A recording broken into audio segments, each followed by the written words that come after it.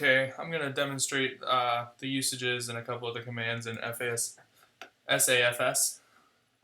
So I've got 3 virtual machine slave nodes running over here, each on a different port.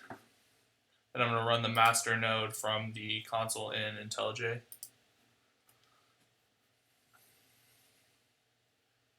So you'll notice immediately upon hitting run that each of these nodes receives a command of ls. That's so that we can get the contents of the directories on these actual nodes so that we know, so that we can save the state between instances of running the file system. So I'll do an ls to start with. And it actually does have a couple of files in there already that I've added from before. So we have a nice helpful user command called help. And if you run that, it gives you all the usage information for all the different commands. So it lists out what they do, how to use them, what kind of arguments they take.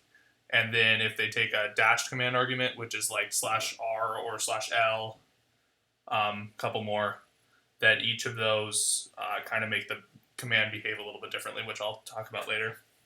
So first, let's do a simple one. We'll do a touch. So we'll touch file.txt. So it looks like the system decided to put that file on this node over here. So this node went ahead and did that. So now if we do an ls, we'll see that file.txt is on the distributed file system. Now we can make a directory.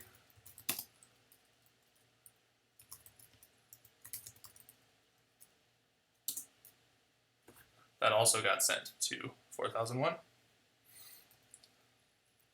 And then we can do another ls, and we'll see that the directory is also there. Okay, at this point, let's go ahead and do a rm, and we'll remove the test directory that was already on there.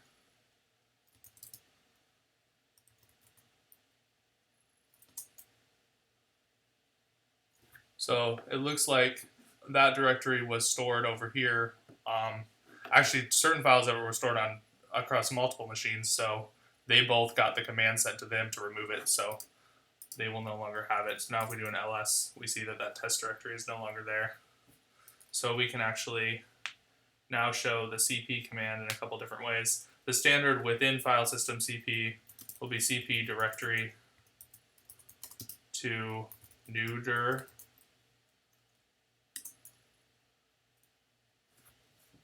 Then it's going, it looks like it did this over here on 40,001. So it actually copied the directory. Then all of them receive an ls because, again, we're going to be getting the up-to-date status from each of the machines so that we can keep it stored in memory. So now we do an ls, and you see the directory and new dir are both there. Let's just prove that this worked a little better by, we'll actually cp new file.txt into new dir /new.txt. Do another ls, and then we see that that's there. Now we can do a cp new dir to dir1, do another ls, and now you see that the actual file also got copied, not just the directory. And that goes all the way down. I could add as many directories or files in there as I want, that'll all happen. So now I'd like to show the cp with the -r flag. The -r flag is allowing us to do a remote copy, so that's copying from the local system on the master, on the machine that's running the master.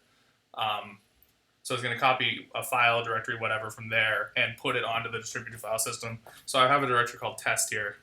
So we'll copy test and we'll put it as test.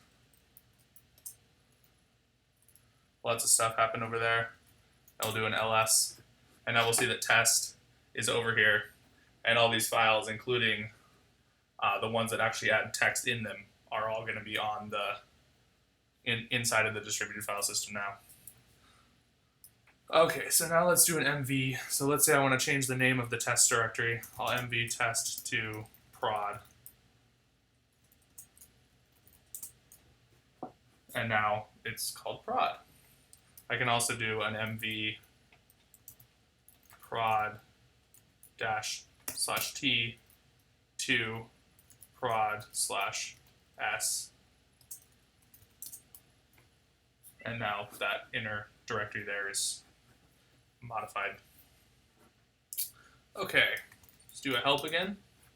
So we've covered ls, touch, mkdir, mv, cp, and remove. So it looks like we've covered a basic example of everything. So now I'm going to go onto these machines, individually close out the file system, and actually look at what they ended up getting. The way that it chooses which machine gets which file is basically based on how many bytes are already stored on each of the slave nodes. So the slave node with the lowest amount of bytes would get the next file that you created. If the bytes are the same, then it goes by how many files are stored on them. So if every slave node had 30 bytes stored on it, then one slave node had one more file, then one of the other nodes would be chosen to receive the next file. So that's how that algorithm works. There's actually also another mode that's called redundant mode, and it'll just store everything on every node. So let's look in here. So basically what it does is it creates a directory called dir on each of the slave nodes, and that's where it actually stores all the files. So now we see that we have the same kind of stuff that we were looking at, directory, file, dir1. Looks like inside of prod s another text. So we can cat test.txt, and it actually has text in it. That's the file that came from my local machine.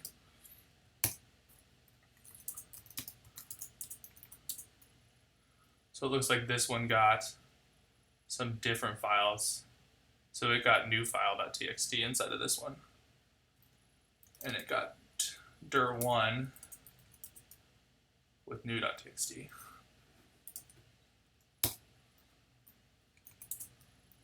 And this guy